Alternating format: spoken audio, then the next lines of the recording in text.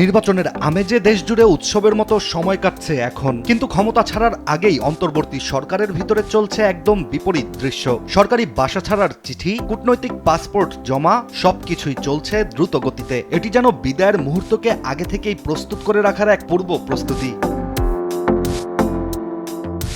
দেশের স্থানীয় পত্রিকার তথ্য অনুযায়ী নির্বাচনের আগ মুহূর্তে অন্তত ১৩ জন উপদেষ্টা এবং একজন ঊর্ধ্বতর কর্মকর্তা কূটনৈতিক পাসপোর্ট জমা দিয়েছেন। আর গৃহায়ন ও গণপূর্ত উপদেষ্টা আদিলুর রহমান খান এবং বিদ্যুৎ ও জ্বালানি উপদেষ্টা মোহাম্মদ ফজলুল কবির খান ইতোমধ্যে সরকারি বাসা ছাড়ার চিঠিও দিয়েছেন। এছাড়া তাদের মতো আরো কয়েকজন উপদেষ্টা নির্বাচনের আগেই বাসা ছাড়বেন এবং কূটনৈতিক পাসপোর্টও জমা দেবেন বলেই জানা গেছে।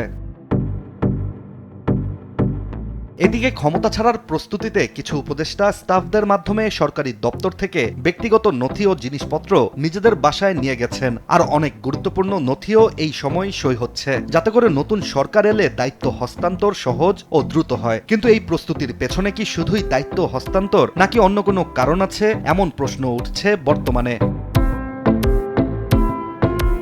তবে নির্বাচনের আগে সবচেয়ে বেশি আলোচনায় এসেছে লাল পাসপোর্ট জমা দেওয়ার বিষয়টি। এ তালিকায় রয়েছেন অর্থ উপদেষ্টা ডক্টর সালেহ উদ্দিন আহমেদ, খাদ্য ও ভূমি উপদেষ্টা আলী ইমাম মজুমদার, শিক্ষা উপদেষ্টা অধ্যাপক ডক্টর চৌধুরী রফিকুল আবরার, আইন উপদেষ্টা ডক্টর আসিফ নজরুল, প্রাথমিক ও গণশিক্ষা উপদেষ্টা অধ্যাপক ডক্টর বিধান রঞ্জন দায় পোদ্দার, মুক্তিযুদ্ধ ও ত্রাণ উপদেষ্টা ফারুকি আজম, মৎস্য ও প্রাণী সম্পদ উপদেষ্টা ফারিদা আক্তার, বাণিজ্য ও পর্যটন মন্ত্রণালয়ের উপদেষ্টা শেখ বশির উদ্দিন। এছাড়া মহিলা ও শিশু বিষয়ক উপদেষ্টা শারমিন এস মুর্শিদ, স্বাস্থ্য উপদেষ্টা নূরজাহান বেগম, সাংস্কৃতিক বিষয়ক উপদেষ্টা মোস্তফার সারোয়ার ফারুকিও পাসপোর্ট ইতিমধ্যেই জমা দিয়েছেন।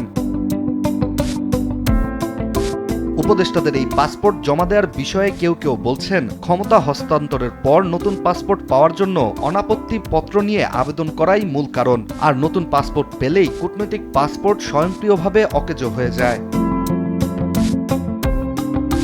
এখন অনেকের মনেই প্রশ্ন উঠতে পারে, লাল পাসপোর্ট আসলে কি, কারা এটি পেয়ে থাকেন, এই পাসপোর্টের সুবিধাই বা কি? লাল পাসপোর্ট মূলত ডিপ্লোম্যাটিক পাসপোর্ট। এটি যাদের কাছে থাকে তারা বিদেশে ভিসা ছাড়াই ভ্রমণ করতে পারেন। আর বাংলাদেশের ক্ষেত্রে এই পাসপোর্ট পেয়ে থাকেন রাষ্ট্রপ্রধান, প্রধানমন্ত্রী, মন্ত্রিসভার সদস্যগণ, সংসদ সদস্য এবং তাদের স্পাউসরা। ইশতিয়াক হোসেন, দেশ টিভি।